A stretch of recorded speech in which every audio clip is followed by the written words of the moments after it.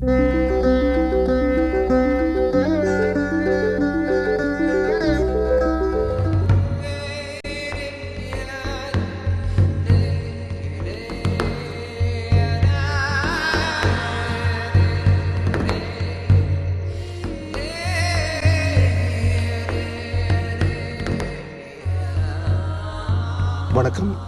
ஏடிஎன் தமிழ் தொலைக்காட்சி ரசிக பெருமக்களே, இங்கே கனடாவிலே 3 லட்சத்துக்கும் மேற்பட்ட தமிழ் மக்கள் வசித்து வருகிறோம். ஏடிஎன் தமிழ் தொலைக்காட்சியூடாக இந்த கனடா முழுவதும், ஏன் வட அமெரிக்கா முழுவதும் பறந்து வாழ்கின்ற உங்களுக்காக இன்று எங்கள் சத்குரு வழங்குகின்ற விசேட செவியொன்றை தர இருக்கின்றோம். இந்த நேரத்திலே சத்குரு அவர்களை அறிமுகப்படுத்தி இங்கே இந்த செவ்வியை வழங்குவதற்காக அழைத்து வந்த திரு அண்ணா அவர்களுக்கும் கோமதி அவர்களுக்கும் நன்றியை தெரிவித்துக் கொண்டு, இந்த செவ்வியை ஏடிஎன் தமிழ் தொலைக்காட்சிக்காகவும் உலகத் தமிழ் வானொலி கீதவாணிக்காகவும் சேர்ந்து பேட்டி காண்பதற்கு எங்களுக்கு அனுமதி தந்த சத்குருவை வணங்கி அவரது ஆசீர்வாதத்துடன் சில கேள்விகளை கேட்க விடுகிறோம். வணக்கம் சத்குரு. மிகப்பெரிய ஒரு எதிர்பார்ப்போடு உங்களுடைய வருகைக்காக நாம் ஒவ்வொரு முறையும் காத்திருக்கிறோம். இந்த உலகத்திலே சமாதானம் மிகவும் குறைந்து கொண்டே போகிற இந்த சூழலிலே அன்பையும் சமாதானத்தையும் உலகம் முழுவதும் விதைத்து வருகிறீர்கள். இந்த வகையிலே இன்று எங்கள் அறிவு கட்டிய சில கேள்விகளை கேட்பதன் மூலமாக உங்கள் அன்புக்கு நாங்கள் கட்டுப்பட ஆசைப்படுகிறோம். அன்பான சத்குரு அவர்களே, உங்களுடைய ஈஷா ஃபவுண்டேஷனை பற்றி கொஞ்சம் சொல்லுங்கள். இங்கே இருக்கிற மக்கள் நிறைய தெரிந்து கொள்ள விரும்புகிறார்கள். நிறைய ஏற்கனவே தெரிந்திருந்தாலும் உங்கள் மூலமாக தெரிந்து கொள்ள ஆசைப்படுகிறோம்.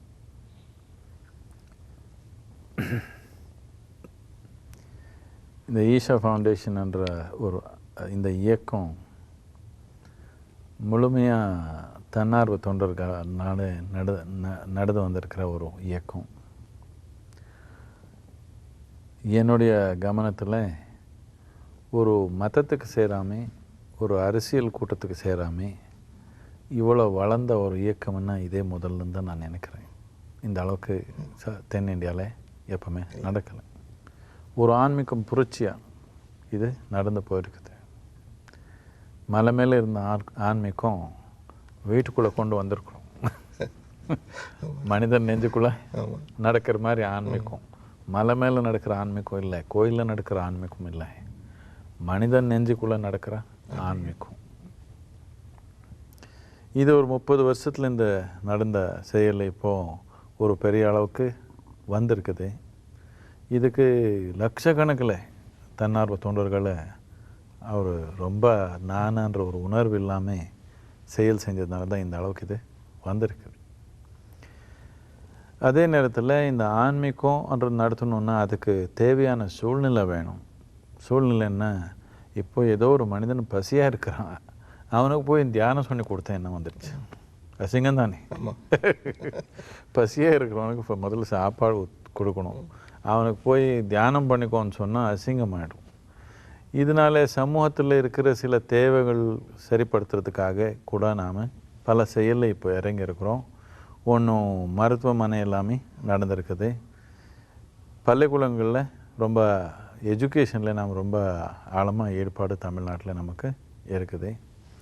இப்போ தோராயமாக ஒரு 30,000 குழந்தை நம்ம இதில் படிச்சிருக்கிறாங்க.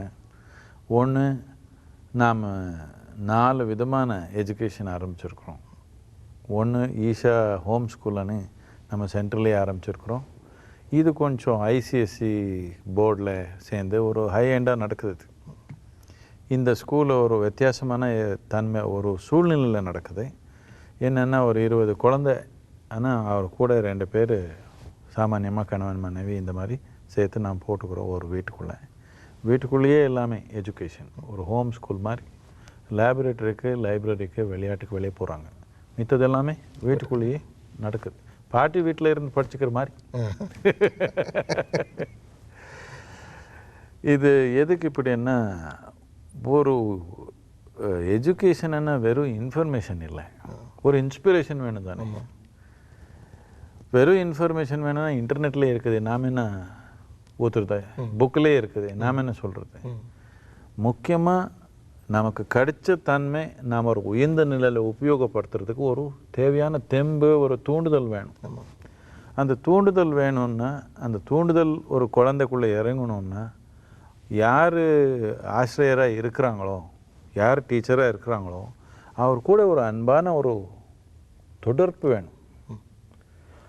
இப்போ எப்படி ஆயிடுச்சுன்னா, டீச்சருன்னா நமக்கு வெறுப்பு. அவன் பார்த்தான், அவனு கூட போய் எப்படி நம்ம கற்றுக்கிறது? ஒரு அன்பான ஒரு ஒன்று இல்லாமல் அவனு கூட கற்றுட்டு அவன் நல்லது ஊற்றுனால நமக்கு விஷயமாக போகும்.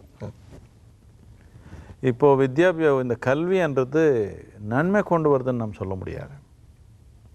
பொருளாதாரத்தை சக்தி கொண்டு வரலாம், ஆனால் நன்மை வந்திருக்குதுன்னு நாம் சொல்ல முடியாது. கல்வி இல்லாதவங்களே எவ்வளோ பேர் நல்லா இருக்கிறாங்க, கல்வி வந்தவங்க எப்படி வாழணும்னு தெரியாமல் இருக்கிறாங்க. என்னத்துக்குன்னா, வெறும் இன்ஃபர்மேஷன் எஜுகேஷன், வெறும் தகவல் சொல்கிறாங்க. ஒரு புத்துணர்வு இல்லாத ஒரு எஜுகேஷன். இதனால் இந்த மாதிரி உருவாக்கணும், நாம் இப்படி பண்ணியிருக்கிறோம். இது இந்த மாதிரி நடத்தணுன்னா ஒரு 6 குழந்தைக்கு ஒரு அடல்ட் இருக்கிறாங்க ஸ்கூலில், அந்த அளவுக்கு அட்டென்ஷன், க்ளோஸ் அட்டென்ஷன். இது கொஞ்சம் செலவாகும். அதுக்கு வசதி இருக்கிறவங்க மட்டும்தான் வர முடியும். இதில் ஒரு நம்மக்கிட்ட ஒரு 30% வெறும் வெளிநாட்டிலேருந்து வர குழந்தையே இருக்கிறாங்க. இங்கே அமெரிக்காலேருந்து, யூகேலேருந்து இந்த மாதிரிலாம் வர்றாங்க. அது ஒன்று. அடுத்தது ஈஷா வித்யான்னு இருக்குது. இது கிராமங்களில் எல்லா டிஸ்ட்ரிக்ட்லேயும் எல்லா தாலுக்குலேயும் ஒரு ஸ்கூலானாலும் ஒரு மாடல் ஸ்கூல் ஓப்பன் பண்ணணும். இதோடைய நோக்கம் என்னென்னா, இங்கே நாம் சரியான டீச்சர்ஸ் தயார் பண்ணிக்கிறதுக்காக இது ஒரு அடிப்படையாக வச்சுருக்குறோம். இது 1வது கிளாஸ்லேருந்து கிராம குழந்தை இங்கிலீஷ் பேச ஆரம்பிச்சிருவாங்க. கம்ப்யூட்டர் கேப்பபிலிட்டி ஃபஸ்ட் ஸ்டாண்டர்ட்லேயே அவருக்கு. இதில் ஒரு 60% குழந்தை ஃபஸ்ட் ஜெனரேஷன் ஸ்கூலுக்கு போகிறது. அப்படின்னா அவர் தாய் தந்தை ஸ்கூலுக்கு போகல, இதே முதல் தடவை. அவர் பேரண்ட்ஸு, அவர் தாய் தந்தை கூலி ஆளாக இருக்கலாம். இந்த குழந்தை ஒரு வருஷத்தில் நல்லா ஃப்ளூயண்ட்டாக இங்கிலீஷ் பேசிக்கிறாங்க, கம்ப்யூட்டர் பண்ணுறாங்க. எதுக்கு இதுன்னா, அவர் இருக்கிற ஒரு சோஷியல் சுச்சுவேஷன்லேருந்து, அவர் இருக்கிற ஒரு எக்கனாமிக் சுச்சுவேஷன்லேருந்து அவர் வெளியே வரணுன்னா அவருக்கு இந்த மாதிரி கல்வி தேவை இருக்குது. இங்கிலீஷ்ன்றது, கம்ப்யூட்டர்ன்றது இப்போ பாஸ்போர்ட். அந்த குழிலேருந்து வெளியே வரணுன்னா அவனுக்கு இங்கிலீஷ் வேணும். எங்கேனா உலகத்தில் போகணுன்னா இங்கிலீஷ் வேணும், கம்ப்யூட்டர் கேப்பபிலிட்டி வேணும். இது ஒரு விதமான எஜுகேஷன் நடக்குது.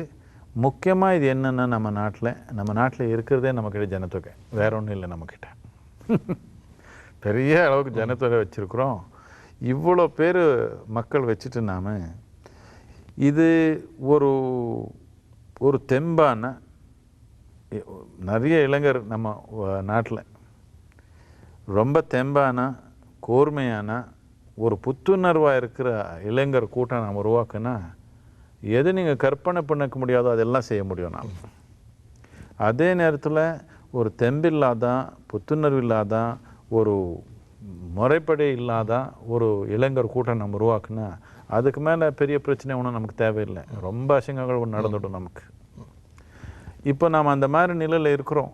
நம்ம நாடு ஒரு வாசலில் உட்காந்துருக்குது. தோராயமாக ஒரு 10 தலைமுறையிலேருந்து நம்ம நாட்டில் மக்களுக்கு சரியாக உணவு கூட கிடைக்காத மாதிரி ஒரு சூழ்நிலை நமக்கு வந்திருக்குது. ஒரு காலத்தில் எல்லாத்துக்கும் உயர்ந்த பொருளாதார தன்மை இருந்தது நம்ம நாட்டில் தான் இருந்தது. அதனால தான் எல்லாருமே அங்கே வரணும்னு ஓடி வந்தாங்க. இப்போ நாம் எல்லாம் இப்போ வெளியே வரணும்னு ஓடி போகிறோம். என்னத்துக்குன்னா, பொருளாதார சூழ்நிலை அப்படி ஆயிடுச்சு. இப்படி 8-10 தலைமுறை ரொம்ப கஷ்டப்பட்டுருக்காங்க. ஆனால் இப்போ நம்ம முன்னாடி ஒரு பெரிய வாய்ப்பு நம்ம முன்னாடி உட்காந்துருக்குது. தோராயமாக ஒரு 50 கோடி மக்கள் வாழ்க்கை ஒரு பிரமாதமான நிலையில் மாறுறதுக்கு அடுத்த 10 வருஷத்தில் நமக்கு ஒரு பெரிய வாய்ப்பு நம்ம முன்னாடி உட்காந்துருக்குது. அந்த வாய்ப்பு நம்ம கையில் எடுத்துக்கணுன்னா கல்வின்றது அடிப்படையானது. அது கவர்மெண்ட்டு ஸ்கூலு அது இது ஆரம்பிக்கிறாங்க. ஆனால் நடத்துகிற ஆளுக்கு தெம்பு வேணுமே. இதனால் நாம் இந்த மாதிரி ஸ்கூல்ஸ் உருவாக்கி அடுத்தபடியாக என்ன பண்ணுறோன்னா கவர்மெண்ட் ஸ்கூலு ஒரு 6000 ஸ்கூலுக்கு மேலே கவர்மெண்ட் ஸ்கூல் தமிழ்நாட்டிலே இருக்குது. இதில் 9.7 மில்லியன் சில்ட்ரன் படிக்கிறாங்க. தோராயமாக 1 கோடி குழந்தை படிக்கிறாங்க கவர்மெண்ட் ஸ்கூலில், ப்ரைவேட் ஸ்கூலில் இல்லை, கவர்மெண்ட் ஸ்கூலில் 1 கோடி குழந்தை படிக்கிறாங்க. இந்த 1 கோடி குழந்தைக்கு என்ன பண்ணாங்கன்னா ஒரு 6 வருஷத்துக்கு முன்னாடி எந்த குழந்தையும் ஃபெயில் பண்ணக்கூடாது சொன்னாங்க கவர்மெண்ட். எதுக்கு இப்படி சொன்னாங்கன்னா, இப்போ 3வது கிளாஸில் இருக்கிறான், ஃபெயில் ஆகிட்டான்னா அடுத்த நாள் ஸ்கூலுக்கே வரமாட்டான், போய் மாட்டு மேய்ப்பிக்கிறான். இதனால ஃபெயில் பண்ணக்கூடாது, குழந்தை ஃபெயில் பண்ணால் ட்ராப் அவுட் ஆகிடும் அப்படின்னு சொல்லி என்ன பண்ணாங்கன்னா 9வது கிளாஸ் வரைக்கும் ஃபெயில் பண்ணக்கூடாதுன்னு சொன்னாங்க.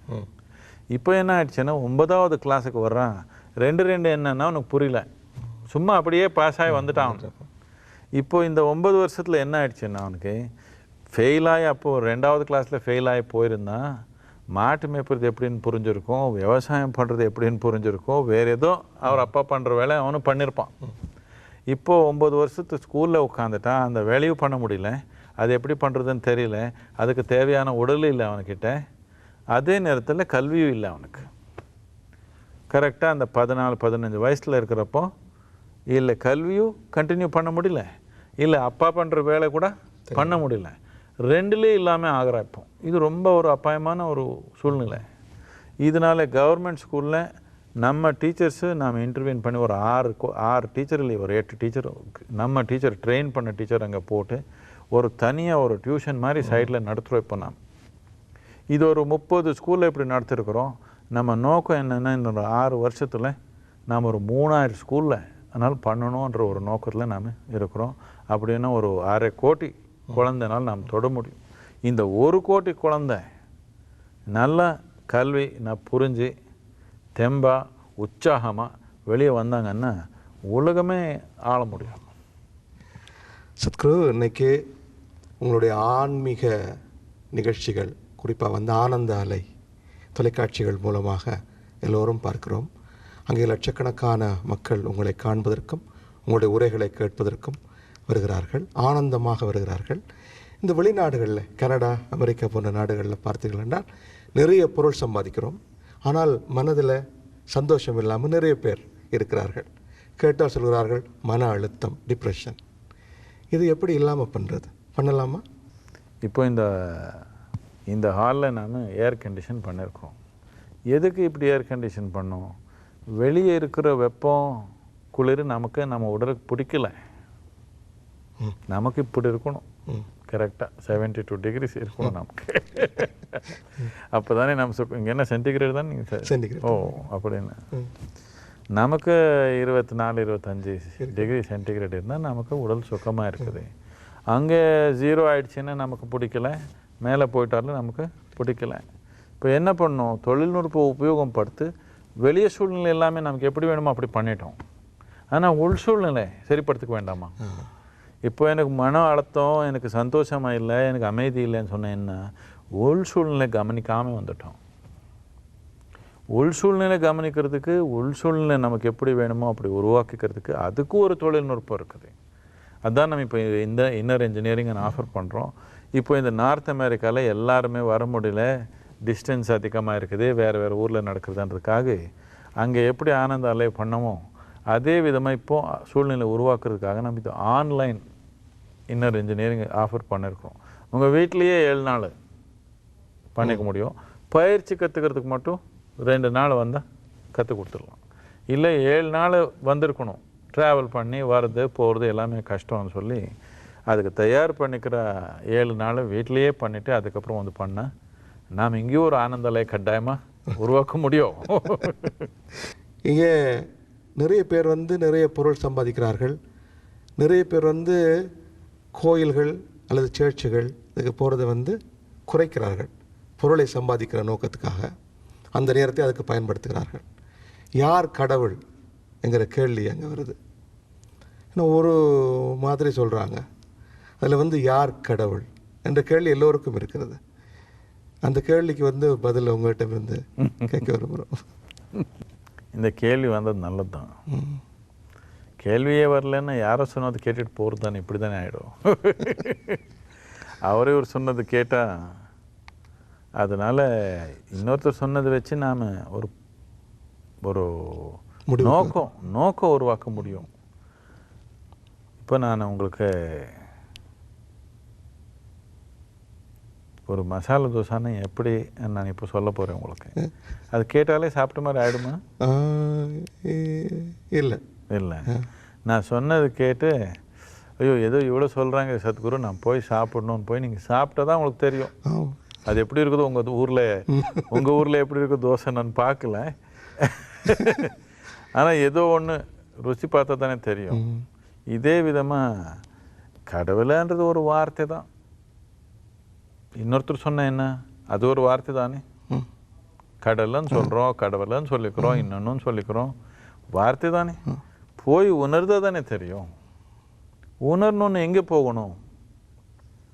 கோயிலுக்கு போகணுமா, சர்ச்சுக்கு போகணுமா, இல்லை மேலே போகணுமா, கீழே போகணுமா? மேலே கீழே எல்லாம் நமக்கு தெரியல. நமக்கு கடவுள்னா இந்த மாதிரி ஒரு ஐடியா இங்கேருந்து வந்துடுச்சு நமக்கு. நாம் பெருந்தப்போ இப்படி பார்த்தாலே படைத்தல், எல்லா இடத்துலையும் படைத்தல் இருக்கு. யாருடா இதெல்லாம் உருவாக்குனாங்க இப்படி கேட்டால் யாரோ ஒருத்தர் இருப்பாங்க பக்கத்தில். அவர் சொல்லிவிடுவாங்க அங்கே மேலே ஒரு கடவுள் இருக்காங்க, அவர் தான் பண்ணிட்டாங்கன்னு சொல்லிவிடுவாங்க. அவர் பார்த்ததில்லை, சும்மா சொல்கிறேன். அவருக்கு யாரோ சொன்னாங்க. இப்படியே போகுது கதை. இந்த படைத்தல்ன்றது இருக்கிறதுனால தானே படைத்தவன் யாருன்ற ஒரு ஆர்வம் நமக்குள்ளே வருது. படைத்தல்ன்றது ஆனந்தமாக உணர்தான் ரொம்ப ஆர்வம் வந்துடும். இவ்வளோ ஆனந்தமாக இருக்குது, இது யார் பண்ணாங்க? படைத்தலுக்கு மூலமானதுக்கு தானே நீங்கள் கடவுள்னு பேர் கொடுக்குறீங்க. நீங்கள் படைத்தல ஒரு பங்கு தானே. இது ஒரு படைத்தல் தான். இது எப்படி வெளியிலேருந்து சேர்த்துனீங்களா இந்த உடல் எல்லாமே? அப்படியா? வெளியிலேருந்து சேர்த்துனீங்களா? ஒரு வாழைப்பழம் சாப்பிட்டாலும் மனிதனா மாறிப்போதா இல்லையா? மாறிப்போதா இல்லையா? அப்படின்னா படைத்தலுக்கு மூலமான நமக்குள்ளே இருக்குதா இல்லையா? இருக்குது. இங்கேயே சிக்க இருக்கிறப்போ இங்கேயே பார்க்க முடியலன்னா அங்கே பார்க்க முடியுமா உங்களால? இங்கே நமக்குள்ளே இருக்கிறதே நாம் பார்க்க முடியலன்னா இன்னொருத்துக்குள்ளே நம்ம பார்க்க முடியுமா? இல்லை. கோயில் உருவாக்குனது உங்களுக்கு கடவுள் காட்டுறதுக்காக இல்லை, அதுக்கு சரியான சூழ்நிலை உருவாக்குறதுக்காக, உங்களுக்குள்ளே அந்த நோக்கம் கொண்டு வர்றதுக்காக. இல்லைன்னா நாமே வராது உங்களுக்கு. அதனால உங்களுக்கு நோக்கம் கொண்டு வர்றதுக்காக ஒரு சூழ்நிலை நாம் உருவாக்குனது. இது நீங்கள் போய் எங்கே பிரார்த்தனை பண்ணிக்கிறதுக்காக இல்லை. உங்களுக்கு சொன்னாங்க, நீங்கள் எல்லாம் மறந்துட்டீங்களோ என்னமோ, ஊரில் இருக்கப்போ உங்களுக்கு சொன்னாங்க கோயிலுக்கு போனால் நீங்கள் பிரார்த்தனை பண்ணிக்கணும், கடவுளுக்கு அப்ளிகேஷன் கொடுக்கணும்னு யாரும் சொல்லலை. போனால் கொஞ்சம் நேரம் அங்கே உட்காந்துக்கணும்னு சொன்னாங்களா இல்லையா? என்னத்துக்குன்னா அது விஞ்ஞான பூர்ணமாக உருவாக்கியிருந்தான். கோயில் உருவாக்குறதுன்ற ஒரு பெரிய தொழில்நுட்பம். விஞ்ஞான பூர்ணமாக உருவாக்கியிருந்தால் அது ஒரு சக்தி வலயமாக இருக்குது. அங்கே போய் உட்காந்திங்கன்னா அவங்க பேட்டரி சார்ஜ் பண்ணிக்கலாம். இப்போ பாருங்கள், கையில் மைக்ரோஃபோன் வச்சுருக்கீங்க, அப்படியே வச்சுருந்தீங்கன்னா 2 மணி நேரம் புஷ் ஆகிடும், ஒன்றும் இல்லாமல் ஆகிடும். பேட்டரி சார்ஜ் பண்ணணும் தானே, இல்லைன்னா வேலை பண்ணாது. இது அப்படி தான் உயிர். இதுக்கு சரியான நிலையில் பேட்டரி சார்ஜ் பண்ணால் இது ஒரு விதமாக நடக்கும். சும்மா சாப்பாடு மட்டும் போட்டால் ஒரு விதமாக நடக்கும். எல்லா விதமான, இப்போ நம்ம ஒரு செடி வளர்த்தணும், வெறும் தண்ணி மத்தி ஊற்றினா ஒரு மாதிரி வளரும், உரம் போட்டால் இன்னும் கொஞ்சம் மாதிரி வளரும், சூரியன் வெளிச்சி விழுந்தால் இன்னொரு மாதிரி வளரும் இல்லையா? இது அப்படி தான். வெறும் சாப்பாடு ஊற்றினா ஒரு மாதிரி வரும், கல்வியோட வந்தால் இன்னொரு மாதிரி வரும், கூர்மையான விழிப்புணர்வோட வந்தால் இன்னொரு மாதிரி வரும், தெய்வீகன்றது கூட தொடர்பு வந்தால் அது இன்னொரு மாதிரி வளரும். ஒரு மனிதனுக்கு இன்னொரு மனிதனுக்கு எவ்வளோதான் வித்தியாசம். அவன் எந்த அளவுக்கு படைத்தலுக்கு மூலமான இது இருக்குதோ, எந்த அளவுக்கு அது கூட தொடர்பு வச்சுக்கிறானோ அந்த அளவுக்கு அவனுடைய வாழ்க்கை அவனை உருவாக்கிக்க முடியும். என்னுடைய வாழ்க்கை எனக்கு எப்படி வேணுமோ, என்னுடைய தன்மை, என்னுடைய மனநிலை, என்னுடைய உணர்வு, என்னுடைய வாழ்க்கை அனுபவம் எனக்கு எப்படி வேணுமோ அப்படி உருவாக்கிக்கணும்னா, படைத்தலுக்கு மூலமான அது கூட நமக்கு தொடர்பு வரலைன்னா இதெல்லாம் தற்செயலில் தான் நடக்கும். ஒரு வாழைப்பழம் எடுத்து மனிதனை இங்கே பண்ணிட்டா நீங்கள் என்ன யாருன்னு நினைப்பீங்க? படைத்தவன் தானே இருக்கணும். இப்போ இது உங்கள் உடலுக்குள்ளே நடக்குதா? நடக்குது. வாழைப்பழம் சாப்பிட்டா மனிதனை மாறி போதா? எல்லார் உடலுக்குள்ளே நடக்குதா? அப்படின்னா படைத்தவன் இருக்கிறான் தான். இங்கேயே இருக்கிற படைத்தவனை பார்க்க முடியலன்னா, உணர முடியலன்னா, எங்கேயோ சொர்க்கத்தில் இருந்தால் வேண்டாம், நீங்கள் அங்கே போக வேண்டாம். இங்கேயே படைத்தலுக்கு மூலமானது இங்கேயே இருந்தா, இது கூட பார்க்காம போயிட்டா இது ஒரு பெரிய அதிருஷ்டம் இல்லாத வாழ்க்கை தானே இது. எங்கேயோ ஒன்று இதில் உட்காந்துரு சொர்க்கத்தில் இருக்கிறான், நமக்கு போக விருப்பம் இல்லை, நாம் இங்கேயே நல்லா இருக்கிறோம், பரவாயில்ல. இங்கேயே இருந்தால் இது பார்க்கலன்னா, ஒரு வாழைப்பழம் போய் எது சாப்பிட்டாலும், வாழைப்பழமே இல்லை, எதே சாப்பிட்டாலும் மனிதனாக மாற்றுற சக்தி, அந்த திறமை, அந்த புத்திசாலித்தனம் இங்கே இருக்குது. இந்த புத்திசாலித்தனம், இந்த திறமை நம்ம சாமானிய வாழ்க்கையில் ஒரு சொட்டு கொண்டு வந்தாலே நம்ம வாழ்க்கை அதிசயமான வாழ்க்கையாக ஆகிடும். இது கட்டாயமாக பிரதியொரு மனிதன் வாழ்க்கையிலும் நடக்கணும். சத்குரு, இந்த உலகத்தில் நிறைய உயிர்கள் பிறக்கின்றன. மனிதர்களை பார்த்தால் அவர்களுடைய வாழ்க்கை காலம் ஒரு 70 வயசு 80 வயசு, இன்னும் கொண்டா ஒரு 100 வயசு 105 வயசு வரைக்கும் தான். அதுக்கிடையில் அந்த ஆயுள் முடிஞ்சு போயிடுது. அதுக்கப்புறம் என்ன நடக்கிறதுன்னு தெரியல. இந்த பிறப்புக்கு என்ன நோக்கம், ஏன் பிறக்கணும்? நாம் எப்போ இந்த உயிருக்கு என்ன நோக்கம்னு கேட்குறோம்னா, நமக்கு இந்த உயிருடைய தன்மையை புரியல. நமக்கு நீங்கள் ரொம்ப ஆனந்தமாக இருக்கிறவங்க ஒரு நாள், அந்த நாள் போய் என் வாழ்க்கைக்கு என்ன அர்த்தம்னு கேட்டுக்கிறீங்களா? இல்லை இல்லை. எனக்கு கொஞ்சம் துன்பமாக இருக்குது, கொஞ்சம் டிப்ரெஷன் வந்துடுச்சு, அப்போ கேட்குது மனம், எதுக்கடா பிறந்துட்டேன்னு எப்போ உணர்வு வருதோம் அப்போ தானே கேட்குது என்ன அர்த்தம். நீ உயிருக்கு அர்த்தம்னு இல்லை, இதுக்கு ஒரு காரண அறிவில் ஒன்று அர்த்தம்னு இல்லை, உயிரே ஒரு அர்த்தம்தான், அது உணர்ந்ததான் தெரியும். இது காரண அறிவோட பதில் சொன்னால் இது இப்படி அப்படி அப்படின்னு சொன்னால் அது ஒன்றும் புரியாது, சும்மா விவாதம் தான் வரும். உயிர் தான் உயிர் உணர்ந்தால் தான் அதோடைய நோக்கம் தெரியும். அதுக்கு எந்த நோக்கம் இல்லை, உயிரே உயிர் நோக்கம், உயிர் நோக்கி தான் இருக்குது, வேறு எந்த நோக்கி இல்லை, எந்த நோக்கமும் அதுக்கு தேவையில்லை. என்னதுக்குன்னா அதே ஒரு முழுமையான ஒரு பிரபஞ்சம், உயிர்ன்றது ஒரு முழுமையான பிரபஞ்சம், அதுக்கு இன்னொரு நோக்கம்னு ஒன்று தேவையில்லை. உணராமல் வெறும் மனத்திலேயே தர்க்கம் பண்ணுறவனுக்கு இந்த கேள்வி வருது.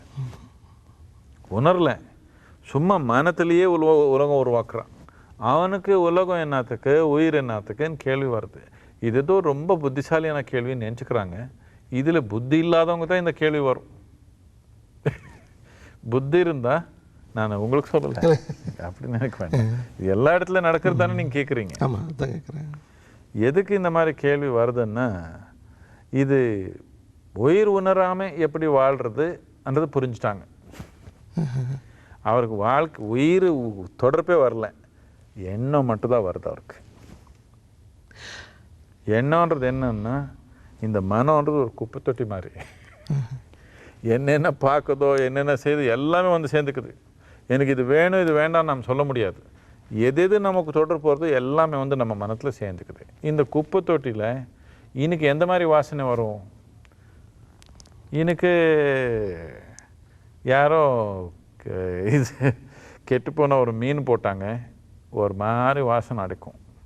நாளைக்கு அங்கே கோயிலில் இருக்க பூவெல்லாம் எடுத்து போட்டாங்க, இன்னொரு மாதிரி வாசனை வரும். என்ன மாதிரி குப்பை போட்டிருக்கிறோமோ அந்த மாதிரி வாசனை வருது. அதுலேயே உலகம் உருவாக்கினா என்ன நடக்கும்? குப்பை தொட்டிலேயே. குப்பை தொட்டி என்ன உபயோகம் இல்லை நான் சொல்லலை, குப்பை தொட்டி ரொம்ப உபயோகமான விஷயம் தானே, உபயோகம் இல்லாததை நான் சொல்லலை. எண்ணம்ன்றது நம்ம வாழ்க்கையில் ஒரு பாகம். உயிர்ன்றது எண்ணத்தில் ஒரு பாகமாக முடியாது. நம்ம உயிருக்கு எண்ணம்ன்றது ஒரு சின்ன பாகம். ஆனால் இப்போ நாம் என்ன பண்ணுறோன்னா, அந்த எண்ணத்துக்குள்ளே உயிர் சேர்த்துணுன்னு பார்க்குறோம். இல்லை இல்லை, உயிருக்குள்ளே எண்ணம் இருக்குது, ஆனால் எண்ணத்துக்குள்ளே உயிர் போடுறதுக்கு பார்க்குறோம், அப்படி ஆகாது. இப்போ நிறைய பேர் ஆனந்தத்தை தூக்கி ஹாப்பியை நோக்கி தான் ஓடுறாங்க. பொருள் வாங்குறது, கார் வாங்குறது, பங்களா வாங்குறது, பெரிய பதவி, நிறைய பணம், இதெல்லாம் இருக்குது. ஆனாலும் இல்லாமல் நிறைய பேர் ஆனந்தமாக இருக்கிறாங்க. அந்த டெக்னிக் என்ன? எனக்கு ஒன்றும் பணமும் இல்லை பதவி இல்லை, நல்லா தானே இருக்கிறேன். நீங்கள் ஒன்றும் காசு கொடுக்கல எனக்கு, யாரும் ஒன்றும் கொடுக்கல எனக்கு.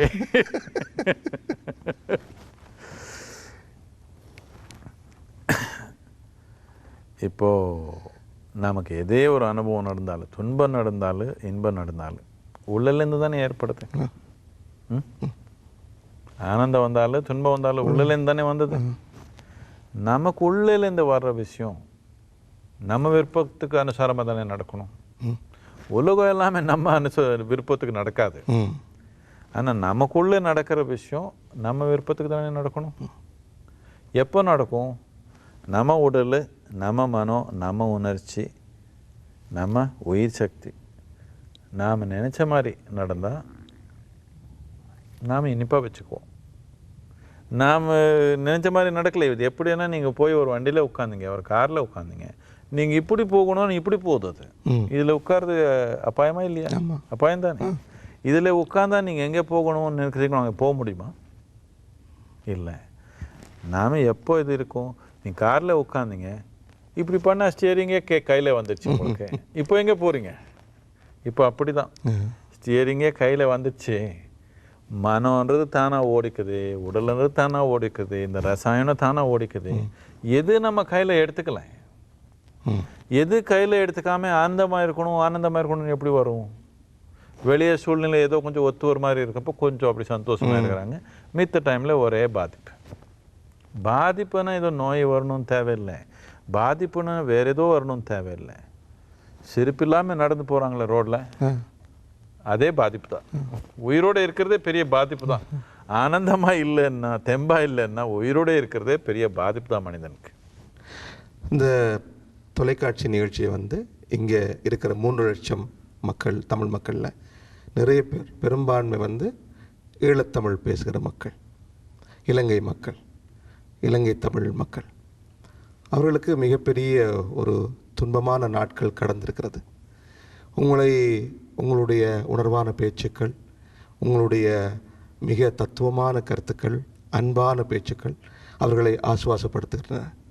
இந்த மக்கள் இந்த கவலையிலிருந்து வெளியில் வர்றதுக்கு, நம்பிக்கை தர்றதுக்கு உங்கள் மெசேஜ் என்ன சுவாமி? இப்போ நமக்கு யாரோ ஒருத்தர்னாலேயோ ஏதோ ஒரு சூழ்நிலைனாலேயோ நமக்கு ஒரு அசிங்கம் நடந்துருச்சு. இந்த அசிங்கம் நமக்கு நடந்துச்சுன்னு நம்ம பார்த்தா நமக்கு கோவம் வந்துடும்.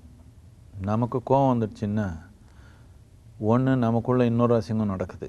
அது மட்டும் இல்லை, உலகத்தில் அதனால் இன்னொரு அசிங்கம் நடக்கிறதுக்கு ஒரு வாய்ப்பு இருக்குது. நமக்கு நடந்த அசிங்கம் திருப்பி யாருக்கு உலகத்தில் நடக்கக்கூடாது என்ற உறுதியோட, நமக்கு நடந்திருக்கிற அநியாயம் இன்னொருத்தருக்கு யாருக்கு எந்த மனிதனுக்கு நடக்கக்கூடாது என்ற உறுதியோட நம்ம அந்த சூழ்நிலை உருவாக்குறதுக்கு நாம் ஒரு உறுதி எடுத்தால் நல்லாயிருக்கும். இல்லைன்னா நமக்கு இப்படி நடந்துச்சே நம்ம பார்த்தா நமக்கு கோவம் வந்துடுச்சுன்னா அதனால் இன்னொரு அசிங்கம் ஏற்படும். உலகத்தில் சமாதானத்துக்கு என்ன தடையாக இருக்குது? மனிதன் மனம்தான். என்னென்ன இருக்குது? மனிதன் மனம்தான். மனிதன் மனத்தில் நடக்கிற வன்முறை தானே உலகத்தில் ஏற்படுது.